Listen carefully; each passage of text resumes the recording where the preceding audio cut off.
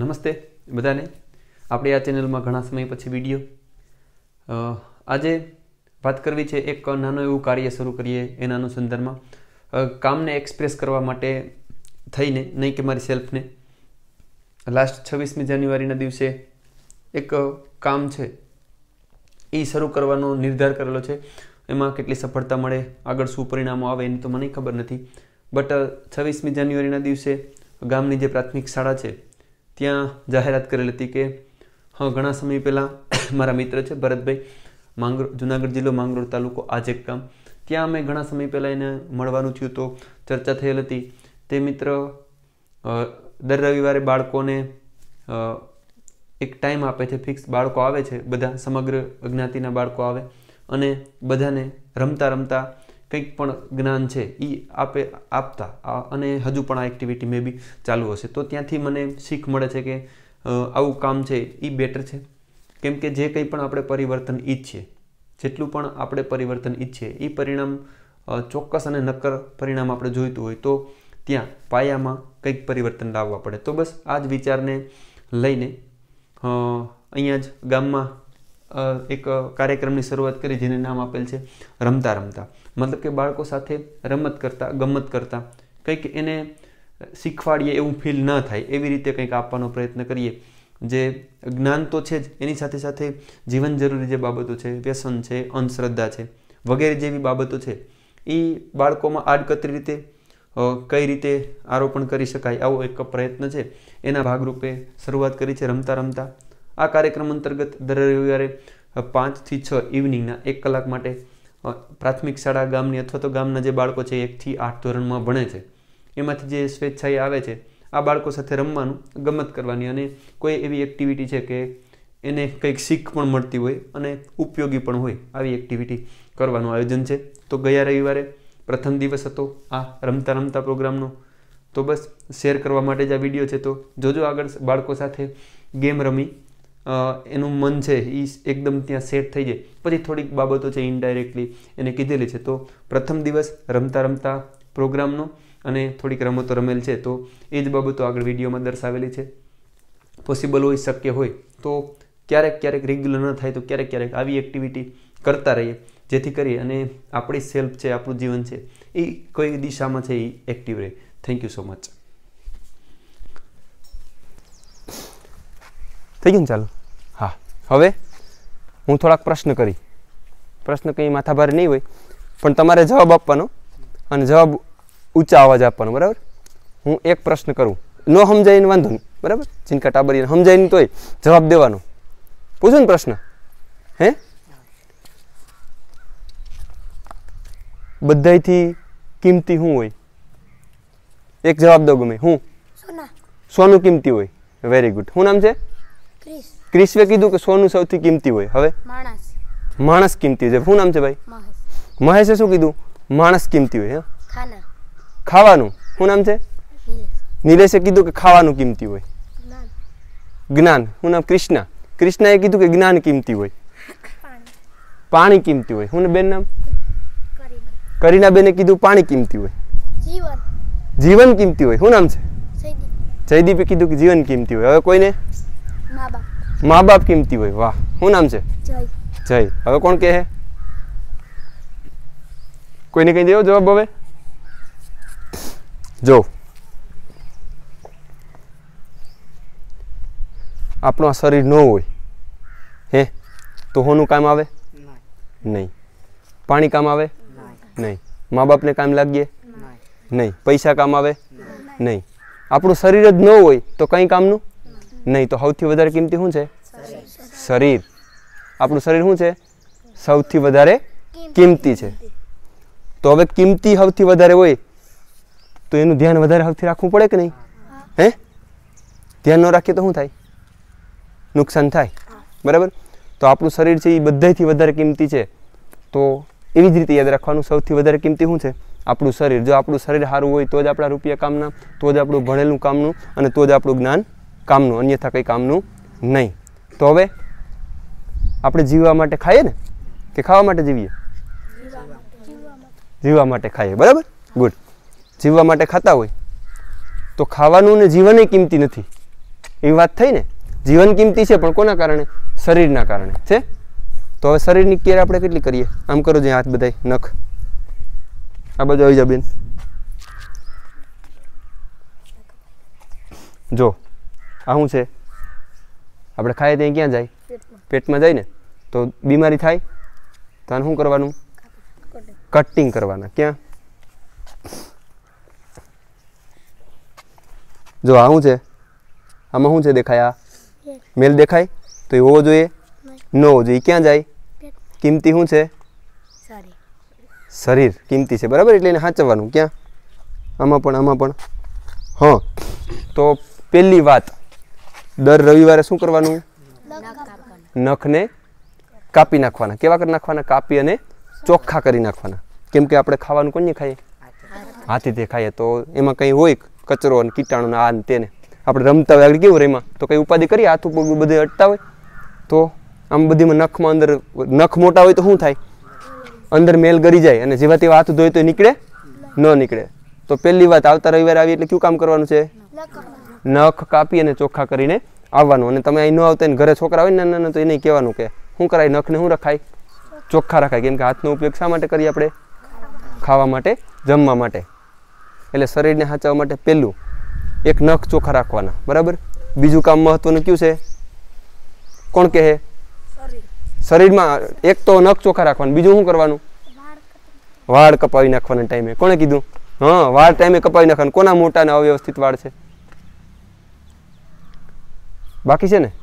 હા, તો 15 દિવસે કે મહિના દિવસે વાળ અવ્યવસ્થિત થાય તો એને સેટ કરવાના. વાળ એક ધ્યાન રાખવાનું. કોને કીધું? શાબાશ. વાળનું ધ્યાન રાખવાનું, વાળ વ્યવસ્થિત રાખવાના. બીજું કોણ છે? કોણ કહે? શરીર માટે શું મહત્વનું છે બીજું? બોલો બોલો. હા, વેરી ગુડ. જો કેવો મસ્ત પોઈન્ટ આવ્યો. શું કરવું જોઈએ? રોજ નાવું જોઈએ. જો એવું નહીં કે ટાઈટ હોય તો આપણે કેન્સલ કરી નાખીએ. સમજાણું? ઘરે ભલે કહેતા કે ટાઈટ છે એટલે આજ નથી નાવું, તો આપણે શું કહેવાનું? ગરમ પાણી કરી દો. શું કહેવાનું? ગરમ પાણી કરી દો. બટ શું કરવાનું? રોજ નાવાનું. તું રોજ ના? નહીં. કા નાવું જોઈએ કે નહીં રોજ? હે? અને નાવું એટલે ખાલી એમ નહીં, વ્યવસ્થિત રીતે નાવું જોઈએ. કેમ કે સૌથી વધારે કિંમતી શું છે? શરીર. તો શરીરની જાળવણી માટે આપણે શું કરવાનું? આજે બે જ વસ્તુ નક્કી કરવાની છે બરાબર. એક તો નખ કાપીને આવવાનું છે ને બીજું વાળ, અને ત્રીજી વસ્તુ નાવાનું બરાબર. તમારે સાચું બોલી દેવાનું, ખોટું બોલવાનું નહીં. જો તમે અઠવાડિયામાં કાયમી નાયા હોય તો આવતા રવિવારે કાયમીનું કહેવાનું, અને નો નાયા અઠવાડિયામાં 2-3 વાર નાયા હોય તો સાચું કહી દેવાનું. અહીંયા ખોટું બોલવાનું નહીં. સામાન્ય ખોટું બોલાય? ન બોલાય ને? નહીં. તો આજ કઈ વાત યાદ આપણે રાખી? સૌથી વધારે કિંમતી કઈ બાબત છે? શરીર. પછી અઠવાડિયા દરમિયાન શું કરવાનું છે? નખ કાપવાના. પછી વાળને સેટ કરવાના છે અને નાવાનું. તો આવતા અઠવાડિયે એટલું લેસન આપણું થઈ જાય. લેસન હે? હવે બીજી વસ્તુ શીખીએ. હું પહેલા તમને નામ પૂછું, તમે નામ કેવી રીતે બોલો? આપણે કોઈ નામ પૂછે તો નામ કેવી રીતે આપવું છે એ જરાક જોઈએ છે. શું નામ છે બેન? ભૂમિકા. શું નામ છે? નથી આવડતું? કાજલ. સરસ. શું નામ છે બેન? કરીના બેન. પૂરું નામ તમને આવડતું રીતે કહેવાનું? ધારેચા ધાર્મિક નારણભાઈ. પરમાર અશ્વિન ડાયા. નનેરા જયેશ. હું? દિનેશ ડાયાભાઈ પરમાર.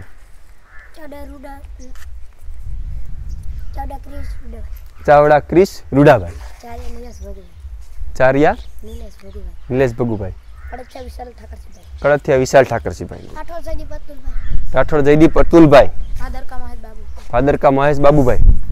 બાબુભાઈ હરદાસભાઈ. તો સીધાભાઈ. અશોક બાબુભાઈ. ફાદરકા. હા, આમથી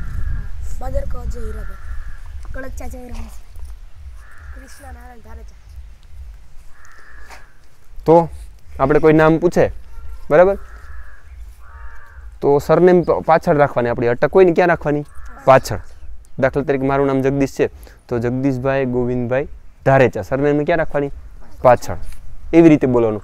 જો પપ્પાનું નામ વચ્ચે ના બોલતા હોય તો બોલાય પણ અને ન પણ બોલાય. સાથે બોલો તો પણ ઠીક છે. ન બોલો તો પેલા નામ ને પછી અટક. શું બોલવાનું? પેલા નામ અને પછી અટક. પપ્પાનું નામ લેતા હોય તો પેલા નામ પછી પપ્પાનું નામ અને પછી અટક. તો હવે કેવી રીતે બોલવાનું છે? પેલા તમારું નામ પછી પપ્પાનું નામ, પપ્પાના નામમાં ભાઈ લગાડવાનું, બરાબર? તમારા નામમાં ન લગાડતા હાલે. પછી અટક, બોલો જી. હા, જિજ્ઞાસા કિશોરભાઈ સોલંકી. ગુડ. કરીના રૂડાભાઈ ચાવડા. ગુડ.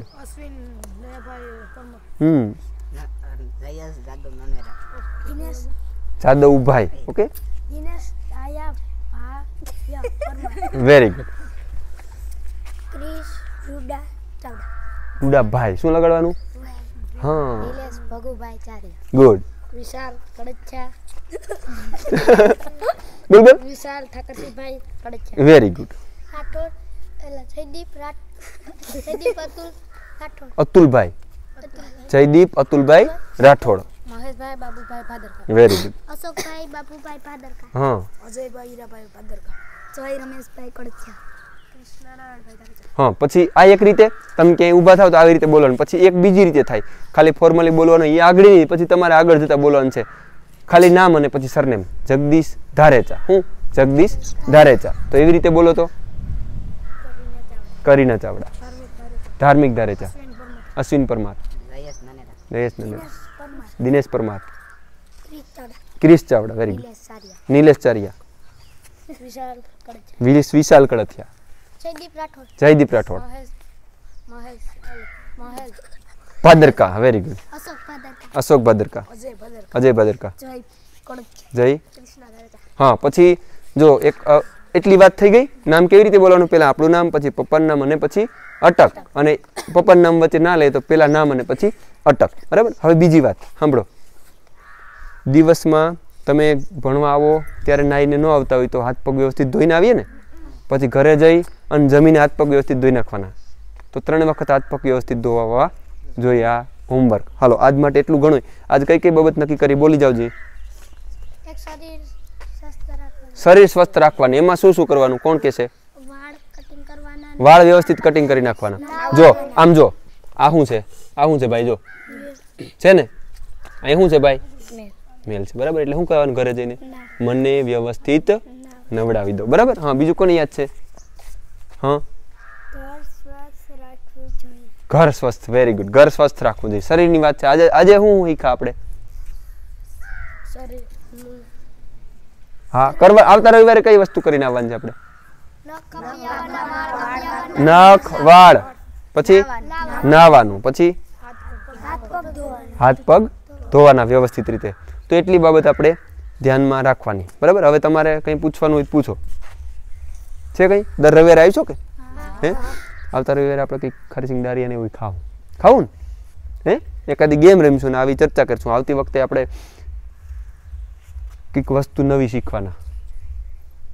આપણે રોજ રોજ જોતા હોય પણ આપણે ખબર ન હોય કે શું હોય સાચી રીતે, બરાબર? હવે તમારે કોઈને કંઈ બોલવું? ગીત ગાતા કે ને આવડામાં? ગીત ગાતા કોને આવડે? હે જયદીપ, ફાવે? આમ નહીં, તમે આપણે જો કોઈ આવડતું હોય ને તો કોઈને કહેવાનું ને, આમ હા મને આવડે હું બોલી, એમ સામેથી કહેવાનું તો મજા આવે. સમજાણું? આવડે બેન? બોલો છે એક ગીત.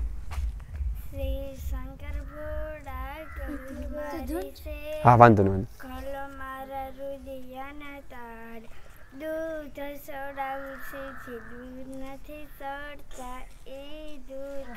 વાહ વાહ વાહ, સરસ સરસ સરસ. હા. આજે તારો સમય કાલે મારો આવશે, તારે પોતાનું કોઈ તને રોવડાવશે. વાહ વાહ વાહ વાહ. આના માટે તાળી થઈ. તમારું તું ઓહ, તમારું તું છોડી ગઈ મને બસ એટલું મિલ ગઈ તને દૂરથી સલામ. દૂરથી સલામ. વાહ વાહ વાહ વાહ. તો આવું તમને જે આવડતું હોય ને એ દર રવિવારે રજૂ કરવાનું, બરાબર? તો આજે પડીએ છૂટા અને અહીંથી ક્યાં સીધું જવાનું? ઘરે. અને પેલું કામ શું કરવાનું છે? હા, ઘરે આપણે શું કહેવાનું છે? હરખું હરખાય વ્યવસ્થિત, બરાબર? તો હવે આજની રજા. આવતા રવિવારે પાછા કેટલા વાગે? 5 વાગે. કોઈ ભેગા ટાબરિયા આવતા હોય તેને લઈ આવવાના. અને ઘરે કહીને આવવાનું કે ત્યાં સ્કૂલે જાય, પછી અહીંથી ઘરે વહી જવાનું. પછી વચ્ચે આપણે ટલા માર્યા રાખીએ તો એ સારું લાગે ને. અત્યારે ભણવાનો સમય છે. જો અત્યારે તમે ભણી લો ને, ભણવાનું વ્યવસ્થિત ભણી લો તો પછી નોકરી છે મારી પાસે તમને મળે. સમજાણું?